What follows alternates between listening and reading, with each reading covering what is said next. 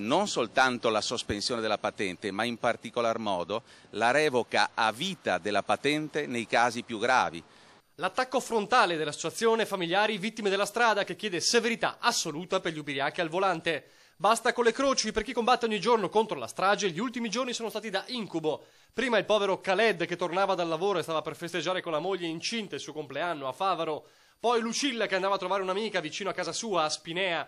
Tutte e due in bicicletta, tutte e due falciati e uccisi da automobilisti in stato di ebbrezza. Due drammi di fronte ai quali non si può rimanere immobili. E allora, fra le altre armi di contrasto, togliere per sempre la patente a chi causa queste tragedie. La patente in questi casi è un'arma che persone di questo tipo non potranno più utilizzare per uccidere altre persone. Non è più possibile che si verifichino episodi di questo tipo. L'inasprimento delle pene già c'è stato. Chi causa un incidente mortale con tasso alcolico fuori legge rischia da 3 a 10 anni, ma evidentemente non basta. In data 8 giugno vi è stata una conferenza nazionale alla Camera dei Deputati, proprio promossa dall'Associazione Italiana Familiare Vittime della Strada, per la configurazione autonoma del reato di omicidio stradale.